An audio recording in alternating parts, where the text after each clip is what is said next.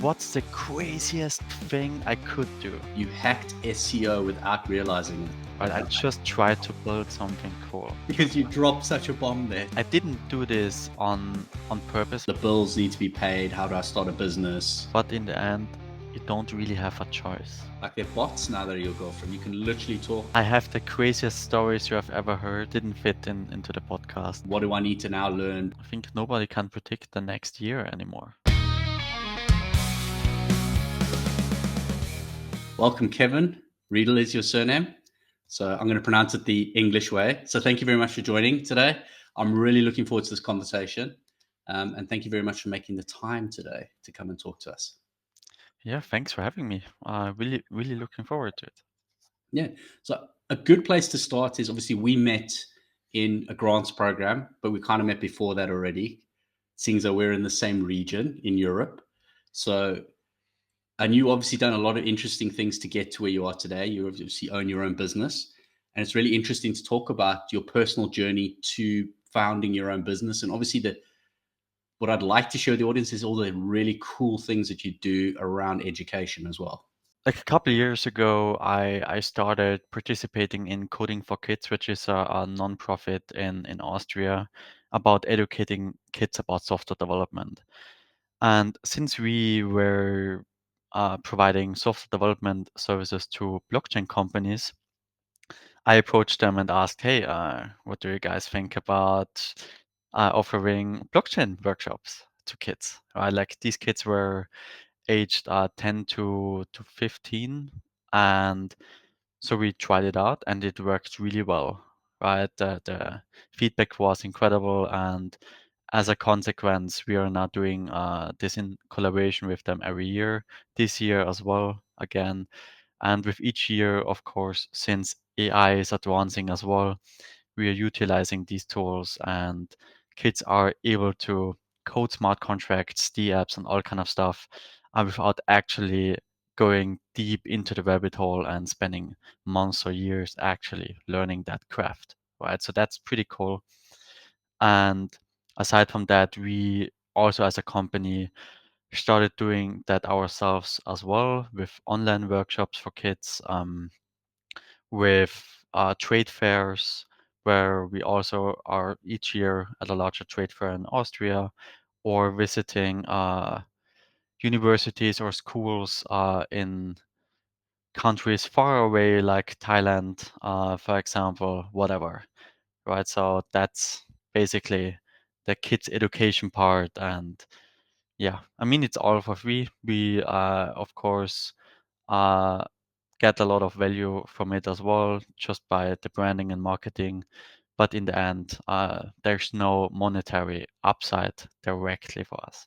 Well, that's awesome. So I really love the fact that you've realized that the youth do need to understand these technologies. So kudos to you. So that's one of the things that I'm really passionate Okay. about that brought us together was that you're doing a lot of these things and educating the youth because it is going to be a leveler. But I think the thing that I'm really interested in is where did your journey start? So where did you start? Because I know you started quite young in your journey, which maybe fuels the passion as to why you educate at the moment. Like, it's actually quite funny, right? Because I didn't do this on purpose or consciously, but after educating kids, teaching at university, and so on, the funny thing is, I remembered that I told my parents in kindergarten that I would like to become a teacher. Like at, I think, 4 or 5 years Wow. old, and I completely forgot about it. And at some point, I got into software development, building websites, IT security, hacking stuff with 13, also age 13, 14, 12. And now kind of it got back together. Like it's a full circle now, and that's kind of really funny because it's just choice, right? It just happened. Um, and yeah, my own journey.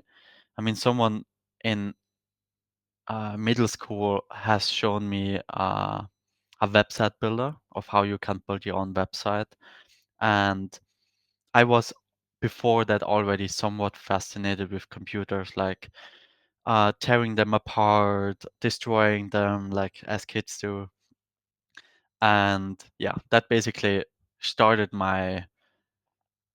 yeah, my fun journey. I basically just built out a website where I thought I need to put everything in it or on it, right? Back then it was like it really had everything from an app store, from uh everything you can imagine, right? I really was like thinking, okay, what else can I put on that website? And funnily enough, it even had like a thousand or yeah, 1,000 visitors, unique visitors per day, which was quite a lot back then, Wow. especially since I was a kid, right? Yeah. So that was my starting journey, I would say.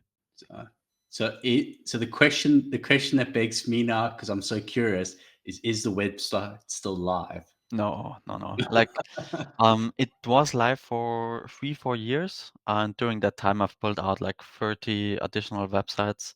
Like I really built out an ecosystem back then, had a lot of partnerships with other websites, even had ad revenue, not a lot, but for my age, it was nice pocket money. But it kind of, like the website was called Weltallspiele, and Weltallspiele basically translated means space games. Uh, I had no space games on the website. It was just I loved the universe and I was fascinated about that as a kid. So that's how it started.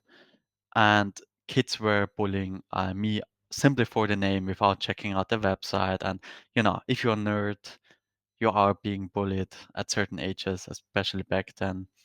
And at some point, the pressure was just too much, and I decided to delete it, especially as I got more mature as well and learned other stuff too. So kind of that's a that's a journey that front. Okay. So the beauty and the lesson to take out of it is that the knowledge never left. Although the website may have closed down, you learned this tremendous knowledge that you can still use today. And possibly the thing that I find the most genius about it is you hacked SEO without realizing it by the naming, because you got so many visitors looking for something. So maybe it was a really popular term. Um, I as I obviously didn't have the expertise to look into analytics that much, right? I definitely had Google Analytics back then, but I think it was more kind of I really just had a lot of partnerships, right? Like you used to have these banners on websites to Yeah, yeah, advertise. I remember it on the side. Wow. Yeah, Yeah, exactly. yeah, And I just was like on a spree to onboard all websites I could find. Hey, I promote you, you promote me. And that was just kind of how I got a lot of visitors, right? And backlinks, and of course that's SEO, but I yeah, didn't know what it was. So it was yeah. just, No, yeah. it sounds so. Your entrepreneurial spirit was very early on in the game. You figured it out. You found something you loved. You explored it. You built it out. You felt the pain side of it, as well as the joy that came from actually seeing something through. I don't think it was entrepreneurial spirit because that's the biggest curse I would say that I had when doing all these things.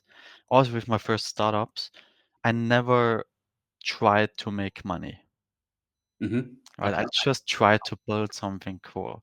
I came from the perspective of a developer, from an engineer, from someone who wants to build something cool.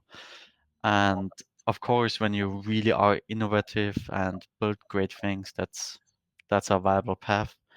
Um, but in the end, you have to focus on building an actual company. And for a long, long, long time, I just built stuff. I thought, okay, that's cool, or that helps people, which is already a great starting point.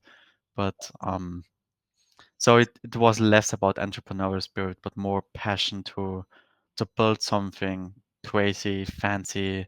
There's a lot of projects in that regard that just don't make sense, but are crazy to tell. Right, so that's kind of Oh, so yours is more about the challenge and the curiosity of what can this be, or yeah. identifying a problem and then saying, how would I solve that problem by using the tool sets I have, or what do I need to learn to, because I have a gap. So how do I fill this gap? And that was your driving. Okay, that's still kind of entrepreneurial. in Of wanting course. to invent things. I mean, we can get to that. Obviously, later you obviously had to build out the bills need to be paid. How do I start a business? I What is mean, the I was a landscape? kid. Sorry, I was a kid living at home, no, so I not meant really. as in later. Like Oh, yeah, when sure, it sure. grew out into what do I need to now learn because I wouldn't build a business around this talent I have. Right. Sure, So sure. your passion was lying in developing and solving problems and solving potentially unique problems that you could see in the world. So, what are the interesting side projects or hobbies that you've developed out of that, and what what are the interests you have around that? That's where solving a problem might not be the most suitable thing, because like one of the things I built, for example, was like that was the thought process of a lot of projects, right, that I did. Okay, what's the craziest thing I could do? Like where people see this and think, okay, wow, that's just crazy. And one of those things was, okay, how do computers work with zeros and ones, Yeah. right, under the hood? Zeros and ones, like binary, is highly platform dependent, which means every Yeah. computer, every processor has a different format how it reads those bits, right? So I thought, okay, how about I create my own programming language Okay. that is written in zeros and ones, but is platform independent, which means you can write your zeros and ones in your esoteric language. Doesn't Yeah. make sense, but it's a programming language, it works, and you can run it on any machine. That was the idea, and I've built it. It's a compiler runtime, super fun project, but it doesn't make sense, right? Yeah. So it was just a challenge, and because that wasn't enough, I even added a blockchain library and a quantum computing library into that programming language. So you could develop on a quantum computer with my invented programming language. So that kind of was one of the things I thought, okay, that's different. It's stupid, but it's different, right? Um, or a lot of things, like you perfectly summarized it. Like whenever there was a gap of how do I get there, I was fascinated, right? And a great industry or subset of information technology that has this at the root is IT security. Because, okay, how do I hack this? How do I get into this? Right? There's a gap, a knowledge gap. It's back then it was also super difficult to get to that information without going into the dark web, right? Like I had nobody who even like in the beginning I didn't even know what a programming language was, right? Like everything I learned was without any guidance, without anyone in the technical field, which is bad, right? I wouldn't recommend that. But I remember when I did my first website and I clicked on the wrong button, I suddenly saw HTML and CSS. And I just thought like, what the hell is that? Yeah. Deleted it and wondered why my website was gone, right? So Yeah. that was my first touch point with something like code. And the same for IT security. Also here, okay, I want to do that. How do I do that? Right? And everything I did at that time was with Windows Batch, which is not even a real programming language, but just a way of executing programs on your computer. And everything in a simple white text editor. Right? There was no support from something like a development environment that tells you, hey, you made a mistake here or are missing a white space. I I just was confronted with a script that opens for a fraction of a second and disappears, Yeah. and I had to figure out like what's wrong. Yeah. Right. So for problem solving, that was great, and that's really, I would say, one of the things that serves me really well today. That I can code, like that I really understand how things work, because I developed really complex stuff without any development support, like without any IDE support, without any syntax highlighting anything. Um, or even error messages, right? I didn't even know what the Yeah. hell was wrong oftentimes. Uh, so yeah, that kind of gives you hopefully some kind of idea. The intriguing thing, the question that comes to my mind when you say those type of things, what is your, how do you feel about the AI coders now that do a lot of that for you? So what That's is great. I'm sorry? That's great. But I mean, moving forward, so if everyone can be a coder, does that mean that actual real coders and developers are going to disappear? Or I know I'm going really far ahead. I'm just trying to figure out because you're saying you know every piece of the pie, so you know everything under the hood, but somebody doesn't know that. And the AI is good, but it's not perfect. I mean, how, like, what would developers say that were born 20 years before me? Like, that have been coding in assembly, for example, like Mhm. close to the processor. Or C developers, C++ developers who had to work with memory management, like how to tidy up your memory, all that kind of stuff. Just because it gets easier to develop doesn't mean your knowledge about something becomes irrelevant, because still understanding how memory works Mhm. can be helpful in resolving memory leaks, which also can happen in newer programming languages as well. Um, I mean, the knowledge for a lot of things might become less relevant and less important. Absolutely.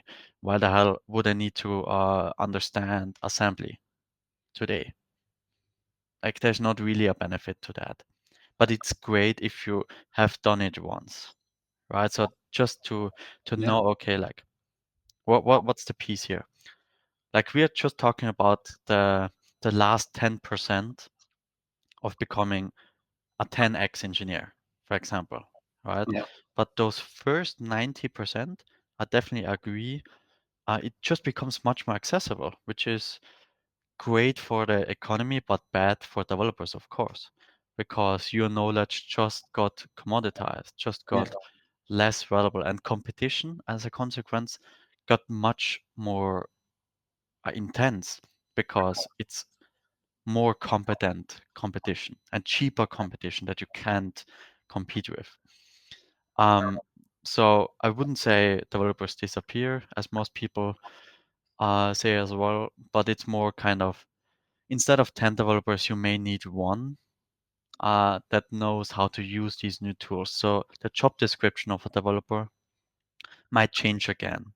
Like, instead of knowing how to manage your own memory, like as older developers had to do, and understanding processors and that kind of stuff, you may need to understand different things, different tools, different environments, Yeah. different AI tools instead. And of course, if there are issues with the output, you have to understand how, so you have to have the skill to resolve the issue. You're still a problem solver.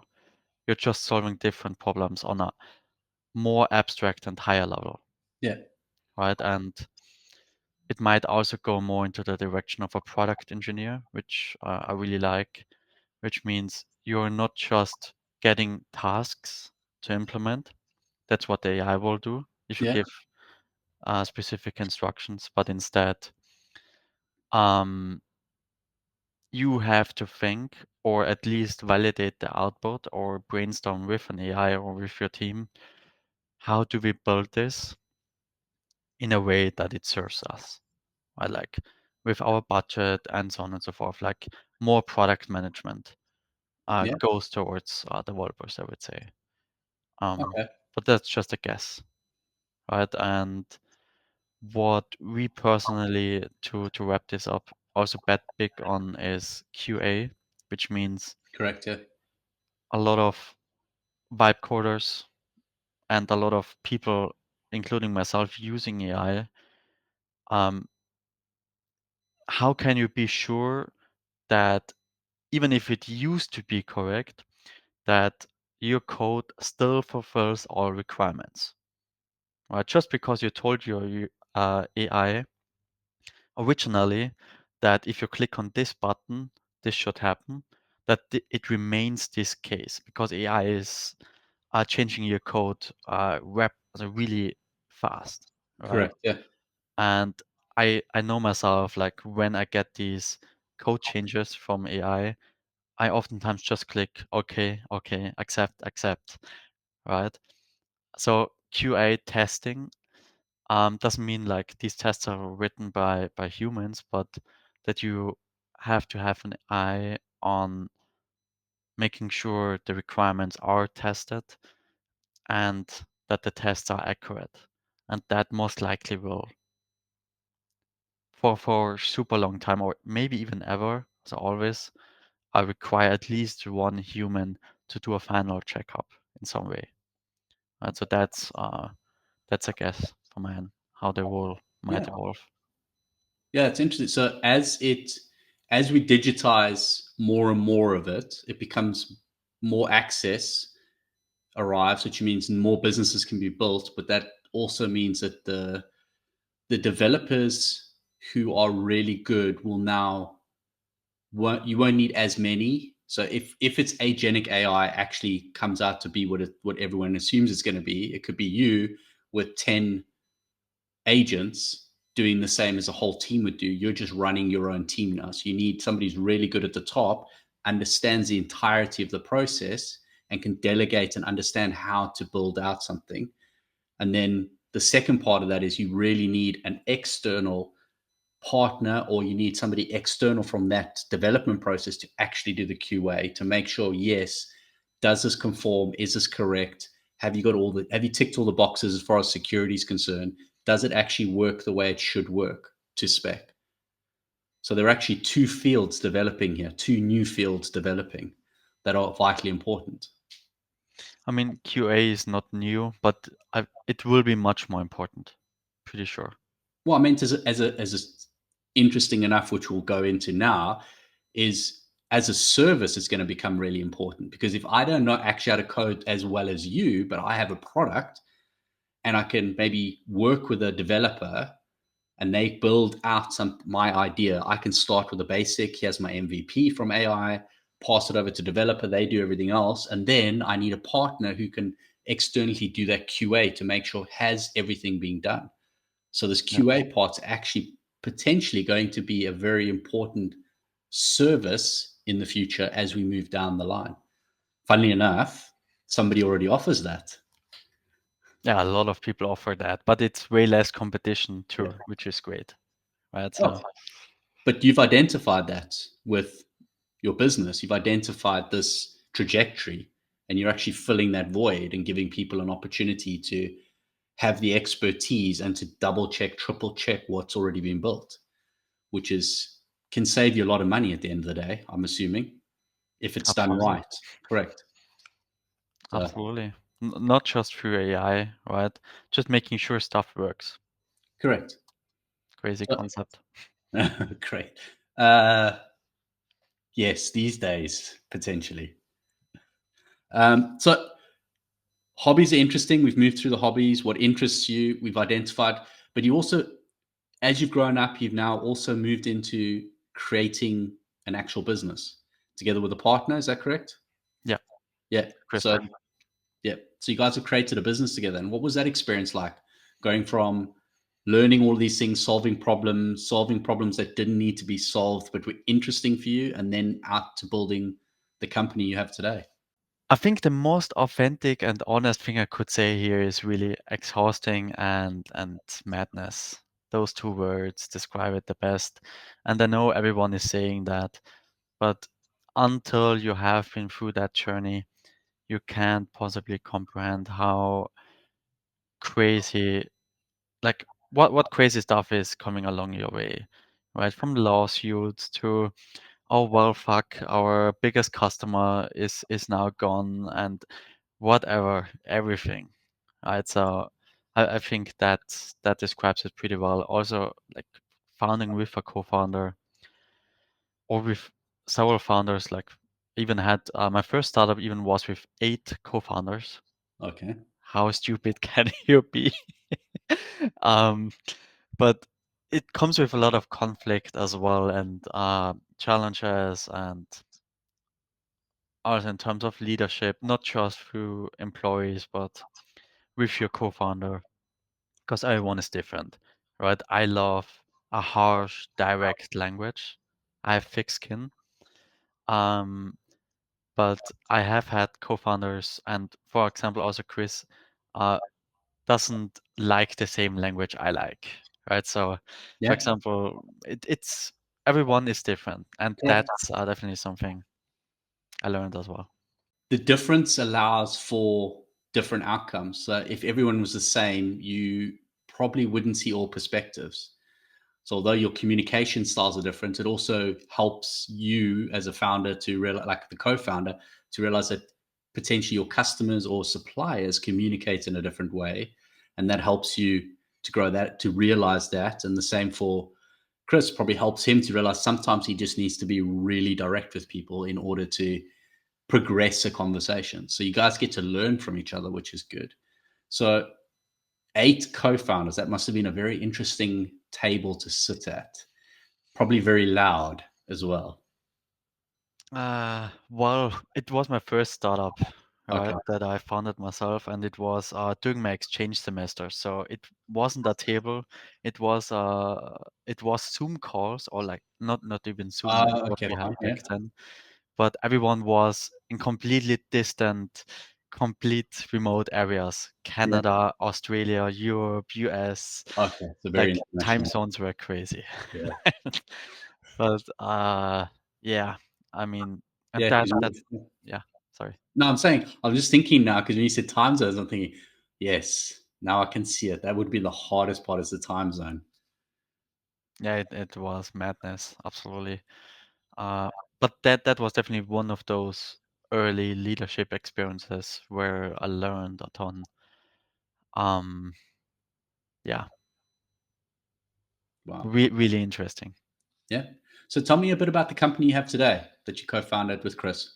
I mean, it started out as a Web3 software agency, product studio, whatever you want to call it, right? Yep. That's why we also teach kids and lectured at universities. Um, and we are still doing that, right? We are working with Web3 companies in the infrastructure space, in around application layer like smart contracts, DApps, and so on, wallets.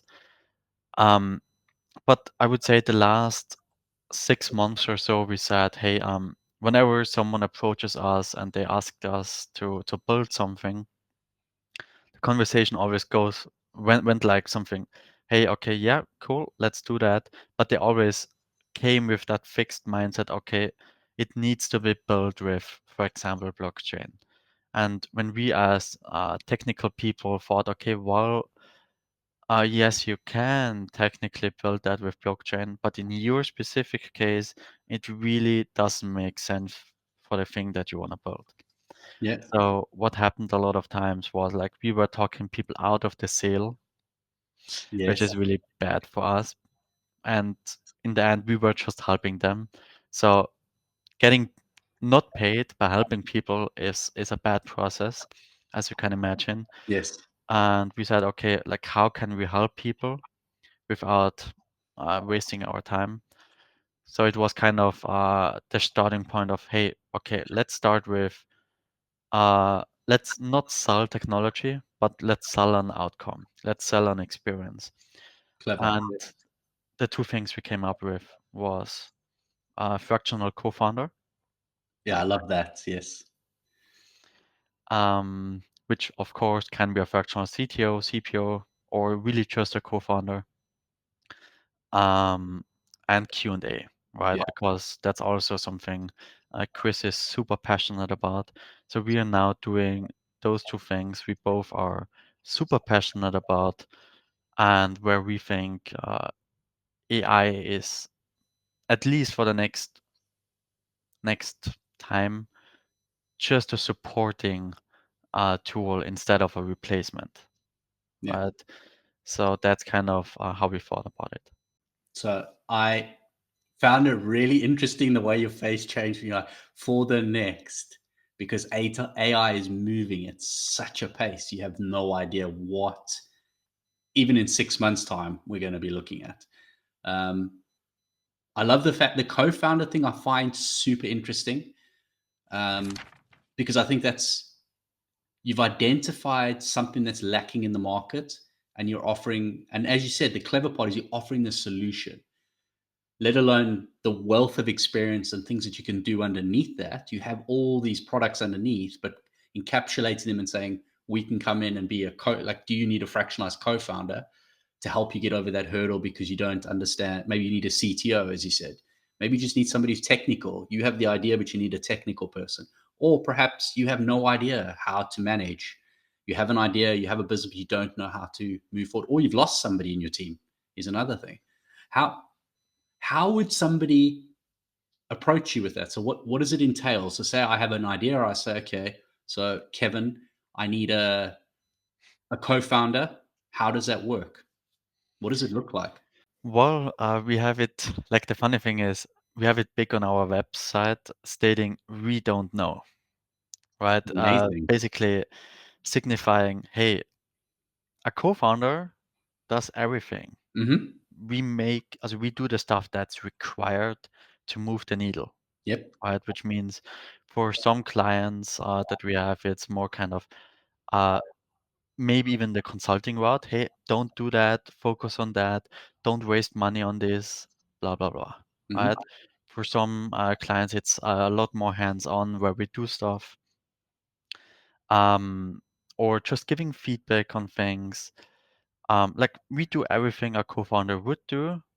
We are trying to be as available as possible, answer, reply as quickly as possible, and also the engagement is super, let's say, predictable as Yeah. well. Like the one package that we have that people get the most value from is a subscription, basically, because it's Of an course. ongoing Yes. service, and it's at 300 euros per week, which means you get to cancel anytime. If you're not happy, you get the last week refunded. So the risk is fairly minimal, right? And that's kind of where we feel and see from clients that they get the most value from, because you can protect them from a lot of expensive mistakes, and yet a lot of founders think they need a full-time committed founder, but that's not the case, right? Most people are in that cloud where they just need to focus on the most important stuff, and we can help with that. Is there any commitment after that? So you're just basically a consultancy service, or is there also have you got an investment arm of your business? So sweat equity. Um, I'm asking because I'm interested. That's all. yeah, I mean, there's no sweat equity, right? We also in the past we always have been open to reduce our rates for some equity, but what we never did because it just goes into a wrong direction is working 100% for equity, and no service provider that has experience does that for a Mhm. simple reason. Most equity is worthless, Mhm. right? And so basically what we sometimes do is, yes, we reduce our rates, say, okay, let's do 50-50. 50% is risk on our end, 50% is paid, right? But oftentimes, like when you actually think you're building something worthwhile, you want to keep your equity, right? So if you're actually convinced of what you're doing, then you don't want to give away a single percent. And since that you can cancel anytime and you get the last week refunded, we are already very accountable to the value that you receive, right? Which means if you're not happy, well, the engagement is over immediately. No, it's a super interesting model, and I agree with you about if you really think you're building something worthwhile, you're probably less likely to give over equity. So I was just exploring the realms of that. So it's it also would help people with funding because if they have some good like if there's some good names and people who have a very long like a good CV, let's call it a CV, they've got a very good that also helps them with getting funding as well. So it will help them to secure that. And it's almost like there's a bit of mentorship in that as well, where they, over time, you're actually helping them to be self-sufficient. So the point is not to be the vampire that keeps leeching. The point is to get them really to that point. Coming back into, I was once wanted to be a teacher. For you, I meant I'm the same. I also wanted to be a teacher, but Oh, awesome. Great yeah. that you started a podcast. Well, I Makes a lot of teach I sense. teach in a middle school as well. So Oh, nice. um, okay, so that's really interesting. And then the Q&A we kind of covered already, which is that also a monthly subscription Q&A, or is that a per sort of, do you have to scope it out and then like there's a price for hourly rate or We do both, like a fixed price. Hey, tell me what you want to have. yeah, Uh, but we also do have a subscription for ongoing Q&A. cool. And is the Q&A part of the 300 subscription or is it a separate product?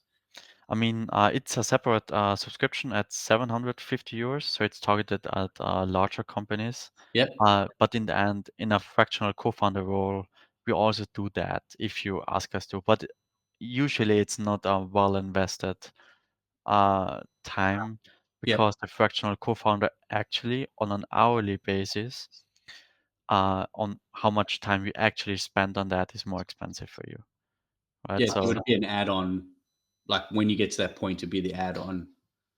So, okay, that's really interesting. So I'm I am very excited about your business, and I've always been excited about the business, and I've always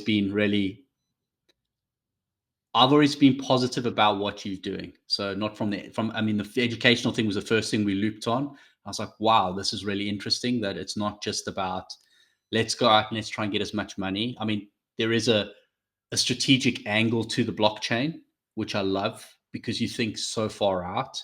So for me, I also think really far out. I love that part of it. And your business, I really love in the fact that I think you're filling a gap.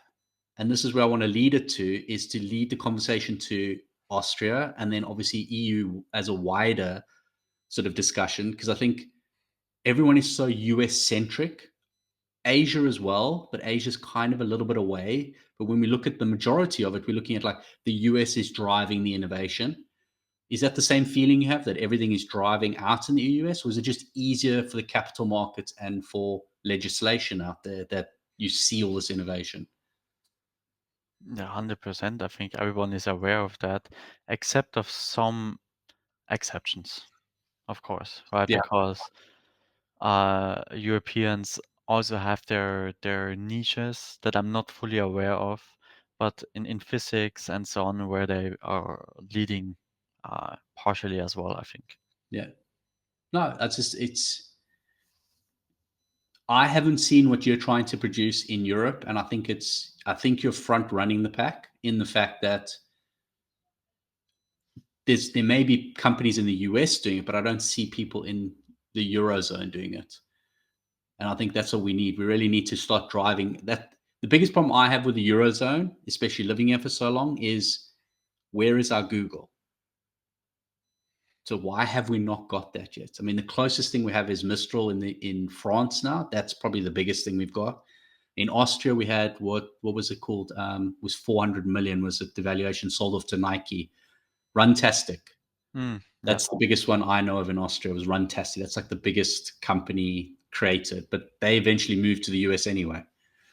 Europe now knows, like, actually on all levels, like, even the politicians see some urgency now to do something. I think that recent defense package, of course, that has different reasons, but I think the Europeans wake, like even politicians wake up now a little bit. But I don't see a way of how we can compete with Asia or the US simply because we have too many regulations, right? Just thinking about, I I was evaluating if I could add a heat map tool to our website to see, okay, where do people click and Yep. whatever.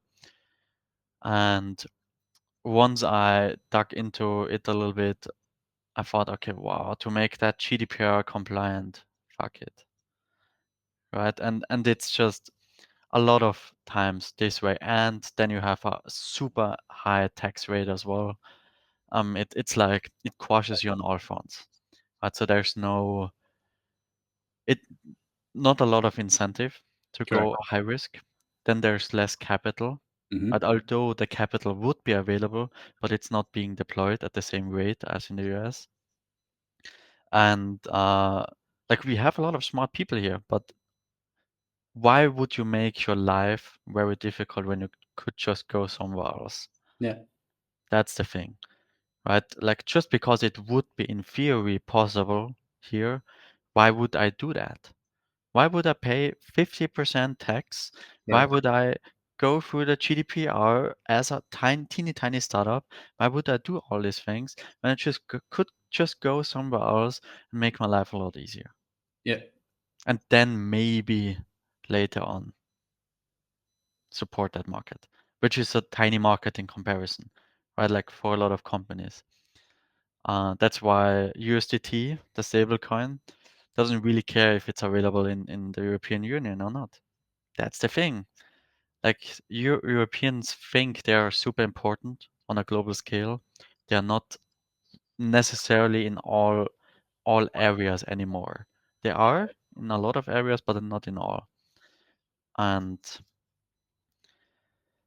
I mean, I think I saw a stat, but please don't nail me on that. So take it with a grain of Yeah. salt.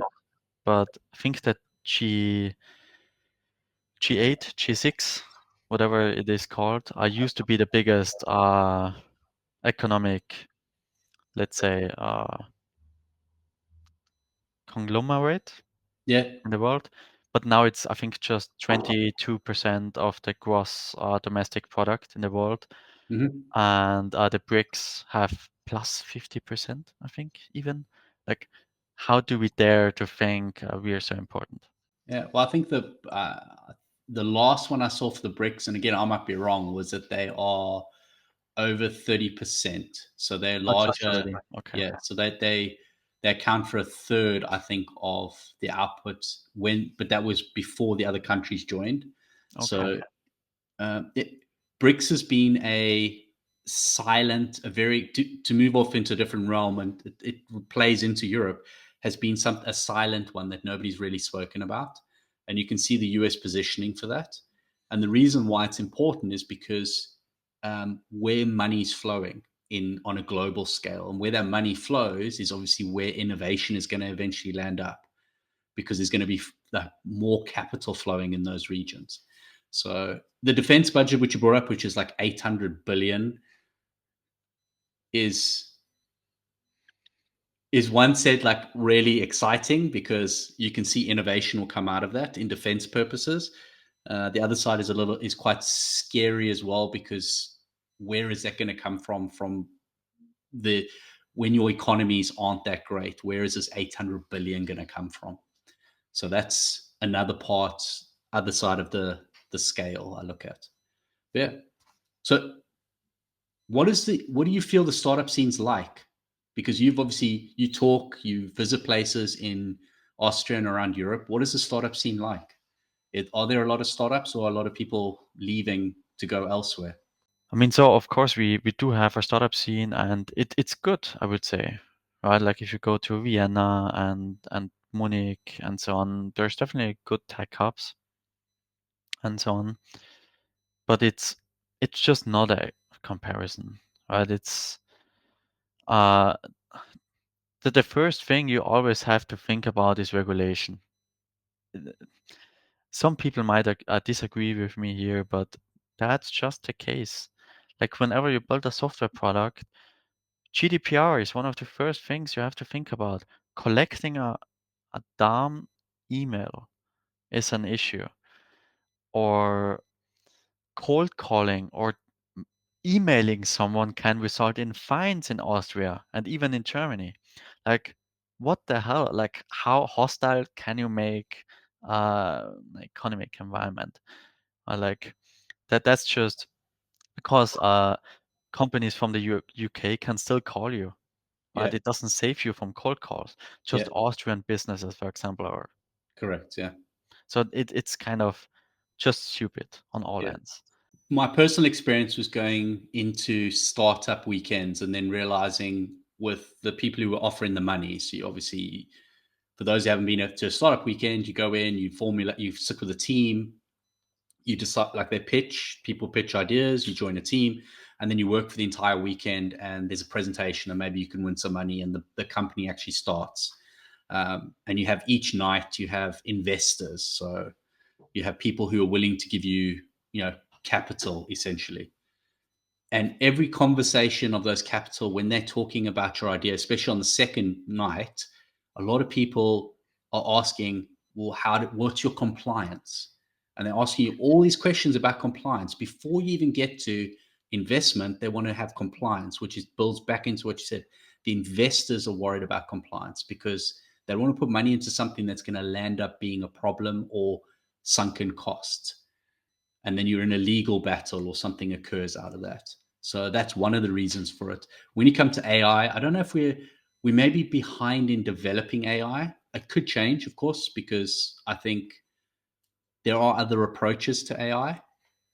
So I think agentic AI is the problem we're going to have, is that it's going to be stifled again by the same regulation. You won't be able to do those things because the agentic AI will have to conform to the exact same regulations, which means we're going to miss out on products and services because they're not going to come here because of regulation, which then makes it harder for us to build, as in Europe. And it also means that students and people learning are going to have even less access to these now. So we're going to fall behind because it doesn't conform to our regulation. I mean, even as it is at the moment, every time you want to send something in the EU, crypto wise, you have to write who the person is and what country they're in.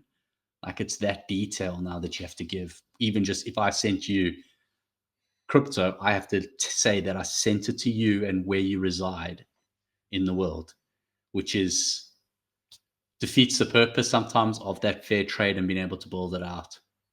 So I Absolutely. think, yeah. So future trends, if we move away from a world level, future trends, we can see agentic AI as being the hot buzzword at the moment. And then we can see going out, founders are going to need expertise like yourself and Chris to help them on their journey, because AI is basically giving you this really easy way of building the things you imagine and solving like problems in the world. And then there's also the speaking to your business is obviously the QA side of it as well. So testing it, making sure everything works. Like, you're going to need that expertise. Are there any other trends that you can see on your radar? I mean, there are a lot of things that I'm personally super excited about, right? Some things may take many more years. Some things might be around the corner. In the end, nobody knows. But Correct. of course, robotics, humanoid robots, Yeah. especially, super interesting. Quantum computers, they also have, like, it's overshadowed by AI and robotics, right? But they also made larger breakthroughs in the last few months. Like, a lot of crazy stuff is happening. And then we shouldn't forget that we also have all these other almost forgotten uh, growth sectors where you basically have uh, where you create fake food in some way, right? For example, where you don't have to kill an animal, but you can just create your own flesh or whatever, which is great for maybe even medicine Yeah. purposes, but also for food itself. So there's lots of crazy stuff that I think we all don't have much idea on, and I think we're, especially now with AI, you can accelerate these things. It's just now we really start to feel like what exponential really means, Yeah. and I think nobody can predict the next year anymore, like except you're really on the bleeding edge. But who knows? Like next year, maybe we have the robots at home, or maybe we don't, right? Who knows? The problem is there's so much noise in quantum computing around, like, the fear factor. Like, everyone's got the fear factor. So it's very difficult to cut through that noise and actually identify, like, well, where are these use cases going to be derived from? So I understand it can compute a lot more, but what is the actual use case at the end of that? So where is the application? And you're probably best placed to answer that.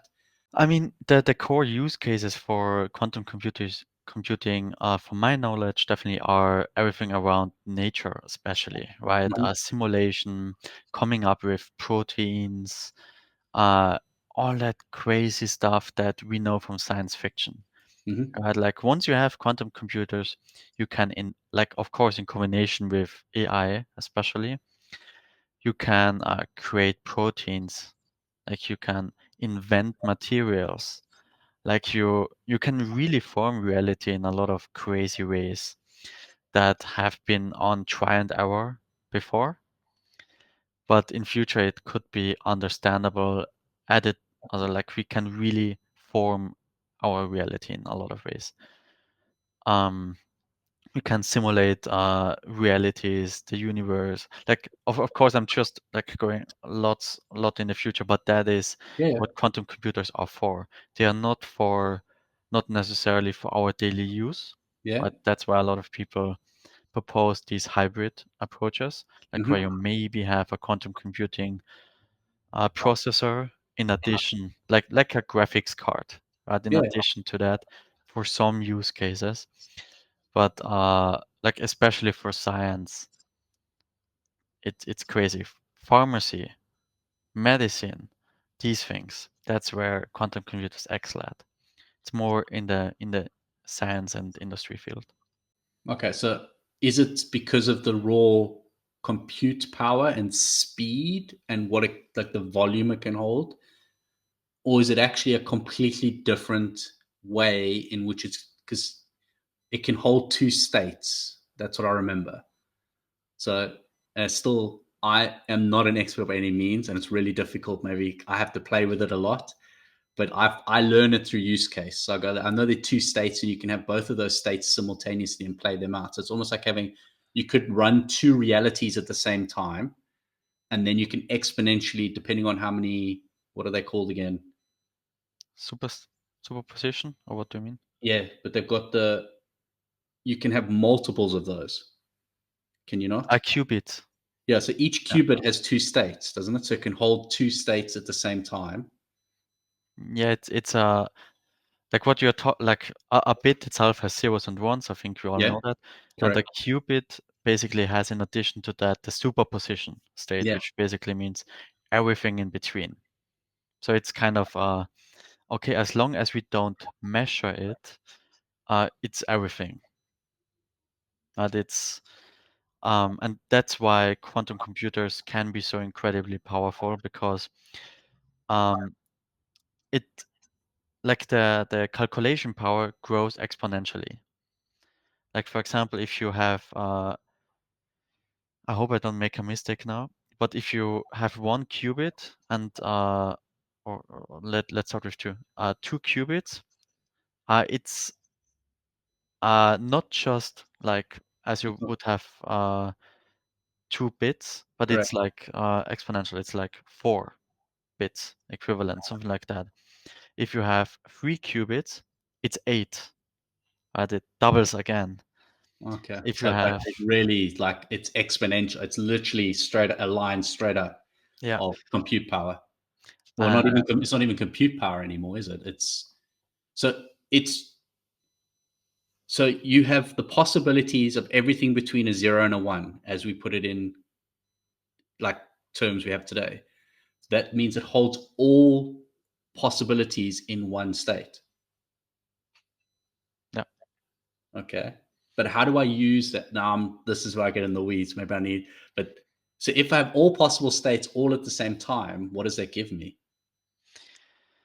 I mean, as said, again, I'm not an expert, right? Okay, But fine. when once you like you of course have to measure it at some point, right? And quantum entanglement also plays into that, because if you entangle two qubits, like one spins into direction up, for Yeah. example, and the other one spins down, or Yeah. like yeah, like they're always in the opposite direction if they're entangled, Yeah. which means right now they're both in superposition, Yeah. but if you measure that one, you also at the same time influence the entangled qubit just in the opposite direction. Like when you measured that one and It's like it a points positive and up. a negative.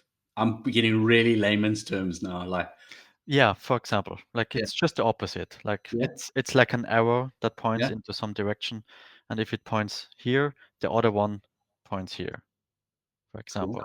Okay. And that, of course, also has for other use cases really interesting, like for information itself, really interesting use cases because the information itself through that travels instantaneously. It's not Correct. light speed, Yeah. it's instant, which It is. means in theory you could, I don't know, I actually that should enable you to develop communication systems that work across the universe in an instant. Hmm. Actually, right? And also lots of other crazy stuff I could imagine. So it's kind of really, really, yeah, madness. And that's why I love it. But I mean, Yeah, I I'm know the just quantum entanglement thing I've read about, and it's crazy. So where we think we can light is we can sense information through light beam now. It's like we're going to get to quantum entanglement where I will have a conversation with you and it's instantaneous, but you're on the other side of the universe, but it's as if we're together.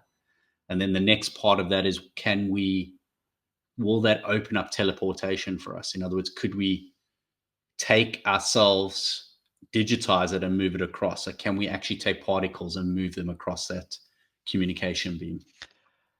I remember like teleportation, of course, I think most Yeah. people would agree that it would take so much energy that it's not really feasible from my knowledge. But I remember a doctor as a dissertation or what's the Yeah. English The word for that? dissertation. Yeah. Yeah. Where someone had to calculate the probability that you vanish and suddenly appear on the Mars. Yes. Because there's a teeny, teeny, teeny, tiny probability Yeah. that through quantum mechanics that you just vanish and pop up somewhere else, right? Okay. And like, how am I getting to that now? I mean, yeah, through teleportation, but I mean, yeah, like I'm definitely not knowledgeable enough. But all I'm Yeah. doing is watching YouTube video, like a lot of YouTube videos, Yeah. admittedly, but it's just pseudo knowledge, right? So. Yeah.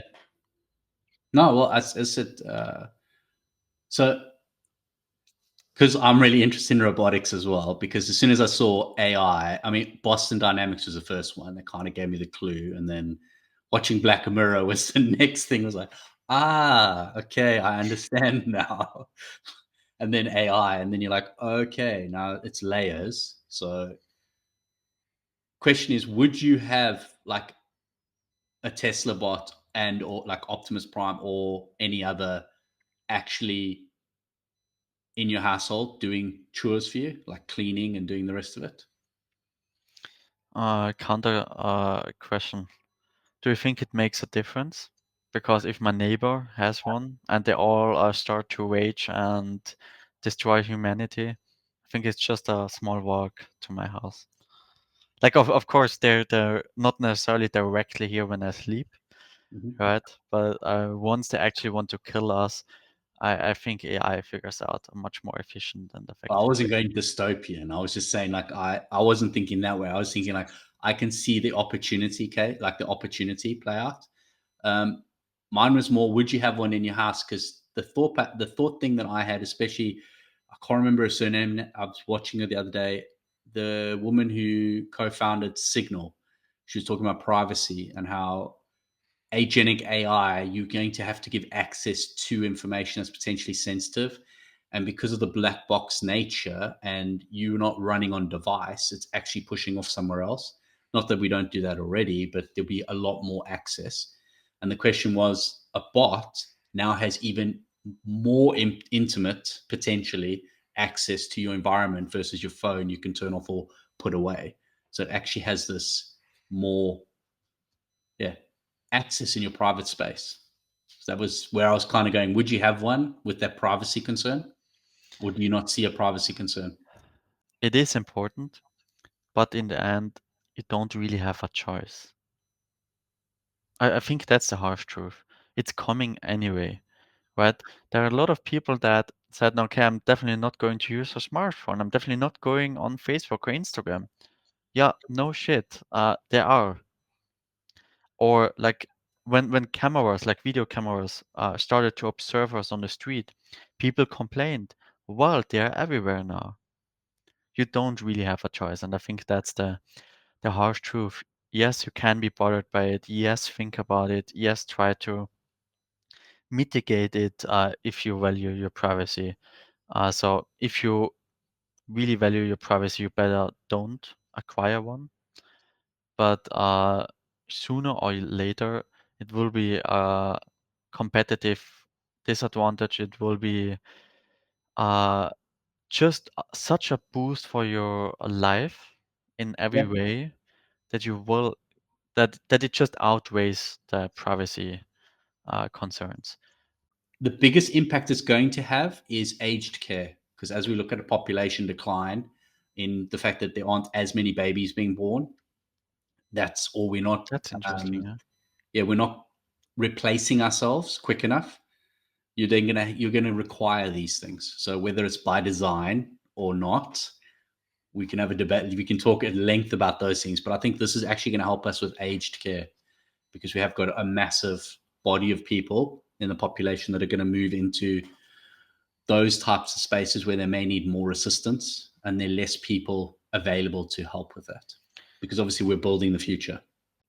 I personally like having worked as ambulance man myself, of course, which is no qualification, but I just could imagine that this will be an industry which might take the longest for the robots to be good enough for, because people are really easy to hurt, right? If they actually need someone to care for them, and that's maybe and also for emotional support and these kind of things.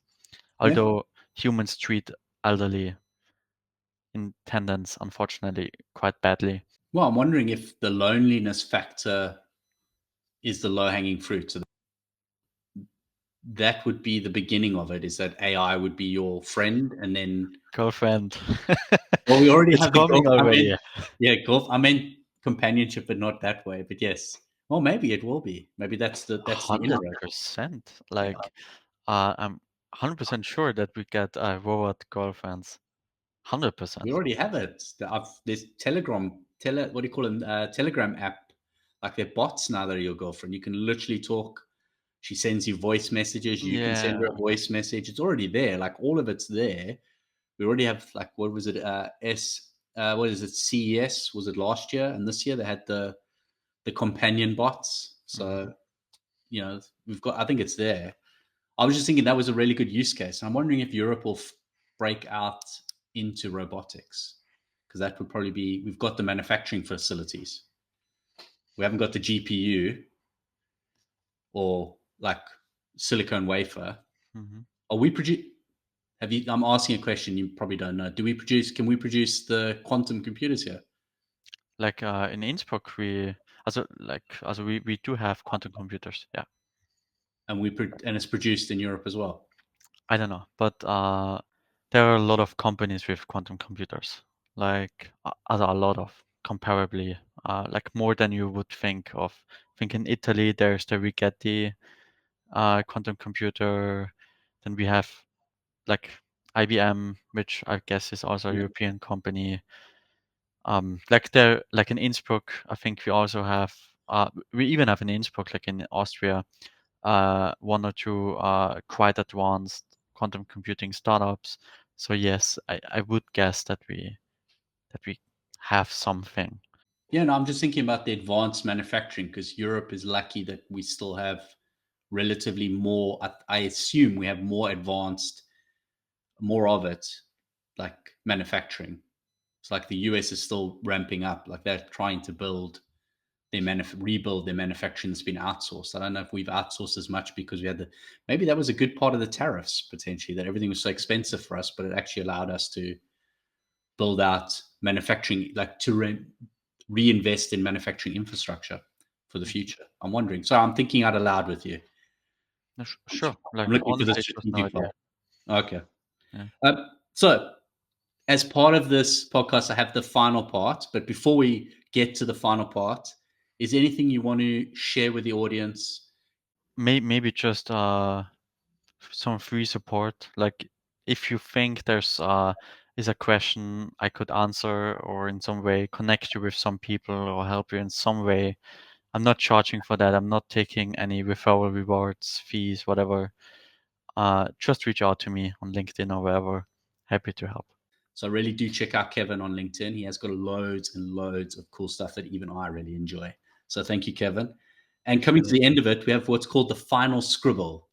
So, obviously, this is called Blank Page as the podcast. So, what would you say? How would you sum yourself up in your journey in a single word or phrase? Madness. Madness. Like there are lots of things that just didn't fit into the podcast. Like on my dating profile, I always had I have the craziest stories you have ever heard, but I'm responsible AF at the same time. And so far, like I haven't been pruned one. Like I really have some crazy stuff, and that's not to brag or something. I don't think that's necessarily positive, but I think that's a great summary of my life. So, the question therein lies, and I have to follow on from because you dropped such a bomb there. So, in your dating profile, that's what you have there. Okay. So, had or still have? Had. If there was a question that you could leave the audience with as an opportunity for them to think about something or something you really want to know from the audience, what would you have as a question for them? What actually drives you?